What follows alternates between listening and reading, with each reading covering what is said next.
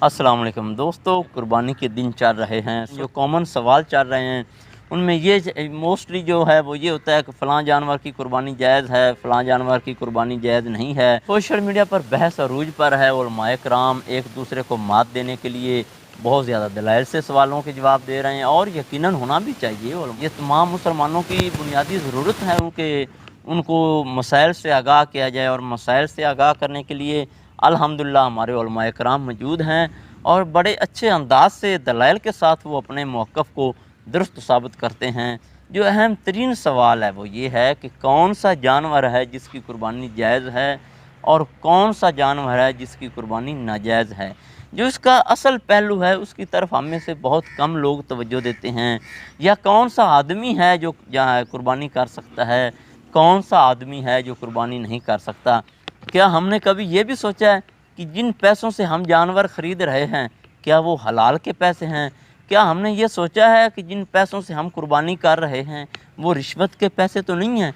क्या हमने कभी ये सोचा है कि जिन पैसों से हम कुर्बानी कर रहे हैं वो सूद के पैसे तो नहीं हैं? क्या हमने कभी ये सोचा है कि जिन पैसों से हम कुर्बानी कर रहे हैं वो किसी यतीम का हक़ तो नहीं खाया हुआ? क्या हमने कभी ये सोचा है कि जिन पैसों से हम कुर्बानी कर रहे हैं वो बहन के विरासती हक़ से हिस्सा तो नहीं हमने लिया हुआ? क्या हमने कभी इस बात पे गौर किया है जिन पैसों से हम कुर्बानी कर रहे हैं वो बेटी की विरासत से हिस्सा तो नहीं रखा हुआ? क्या हमने कभी ये सोचा है कि जिन पैसों से हम कुर्बानी कर रहे हैं वो हराम के कारोबार से तो नहीं आए?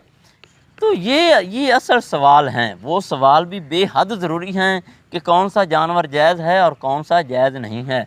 उस पर उलमाए कराम अच्छे तरीके से रोशनी डाल रहे हैं। लेकिन मेरी गुजारिश साथ साथ ये है कि जो अहम तरीन सवाल हैं वो ये भी बनते हैं।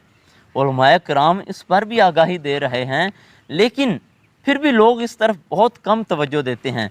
उलमाए कराम से भी गुजारिश है कि वो मैक्सिमम हद तक कोशिश करें कि इन पहलुओं पर भी तवज्जो दें, अवाम में इस बात की भी आगाही पैदा करें। ये कुर्बानी में बहुत बड़ा दर्स है, कुर्बानी में बहुत बड़ा फ़लसफ़ा है। ये हमें ये सारी चीज़ें सिखाती है कि हलाल की आमदनी हो, किसी का हक़ ना मारा हुआ हो, इंसान का दिल मुतमईन हो, इंसान का ज़मीर मुतमईन हो। इसके अलावा बहुत सी चीज़ें हैं जो कुर्बानी से हमें मिलती हैं, जिनका कुर्बानी पर हमें दर्स मिलता है। हम सिर्फ़ ये समझते हैं कि एक जानवर को कुर्बान करने से हमने सुन्नते इब्राहिमी अदा कर दी। एक जानवर को, एक बकरे को, गाय को, कट्टे को, बच्चे को, किसी भी चीज़ को ज़िबा करके हम समझते हैं कि हमने सुन्नते इब्राहिमी अदा कर दी। यार ये सुन्नते इब्राहिमी नहीं है, ये सुन्नते इब्राहिमी नहीं है। जानवर किसी का रिश्वत के पैसे लेकर जानवर ज़िबा कर देना ये सुन्नते इब्राहिमी नहीं है। सूद से पैसे लेकर जानवर ज़िबा कर देना ये सुन्नते इब्राहिमी नहीं है। हाँ, अगर आपके हलाल के पैसे भी हैं और आपने जानवर ज़िबा कर दिया है, जानवर कुर्बान कर दिया और आप समझे कि आपने सुन्नते इब्राहिमी अदा कर दी, आपने कुर्बानी कर ली, जो अहम तरीन फ़लसफ़ा है वो ये है कि आप अपनी ख्वाहिशात की कुर्बानी करें, आप अपने गुस्से को कुर्बान करें, आप अपनी नफ़रत को कुर्बान करें, जो दिल में कीना है, बुग़्ज़ है, उसकी कुर्बानी दें।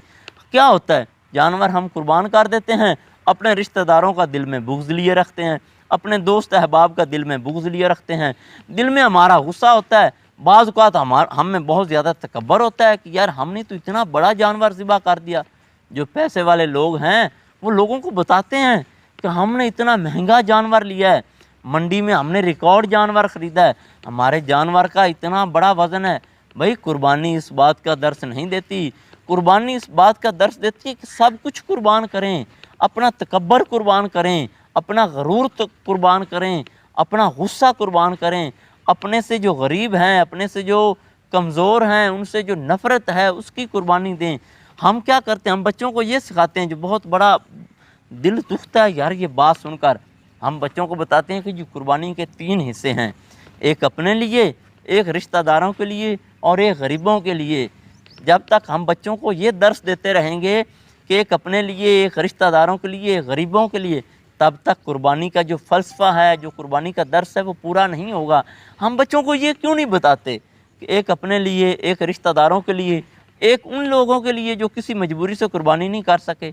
हम बच्चों को ये क्यों नहीं बताते कि ये गोश्त उस घर में देकर आओ جو پہلے قربانی کرتے تھے لیکن اس سال کسی مجبوری کی وجہ سے انہوں نے قربانی نہیں کی، ہم بچوں کو یہ کیوں نہیں بتاتے یہ جو گوشت ہے یہ ہمارے اس رشتہ دار کے گھر دے کر آؤ جس نے لاسٹ ایئر پچھلے سال قربانی کی تھی لیکن اس سال کسی مجبوری کی وجہ سے قربانی نہیں کر سکے۔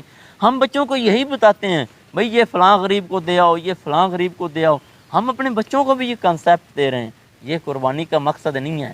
اگر قربانی کرنی ہے تو جس طرح پیسوں کا حلال ہونا ضروری ہے، ذرائع آمدنی کا حلال ہونا ضروری ہے، ہم نے سود رشوت سے نہ پیسے کمائے ہوئے ہوں، اسی طرح یہ بات بھی ضروری ہے کہ ہم نے ہر منفی سوچ کو دفن کرنا ہے، ہر منفی سوچ کی قربانی کرنی ہے۔ جب تک ہم اپنی منفی سوچ کو قربان نہیں کریں گے، جانور ذبح کرنا قربانی کا فلسفہ نہیں ہے۔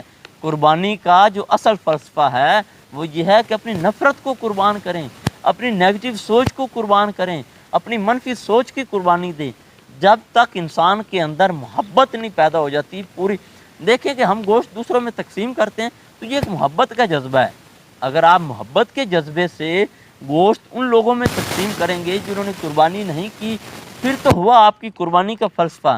لیکن اگر آپ اس نظریے سے ان میں گوشت تقسیم کریں گے کہ ہم نے بہت بڑا جانور قربان کر دیا، وہ غریب تھے وہ قربانی نہیں کر سکے، چلیں وہ بھی کھا لیں، بھائی یہ مقصد ہرگز نہیں ہے۔